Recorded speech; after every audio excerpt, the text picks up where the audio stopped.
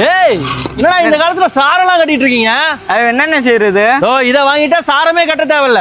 இந்த ஒரு லிஃப்ட் இருந்ததுன்னா நீங்க வீடு கட்டுறதுக்கு சாரமே கட்ட தேவையில்ல.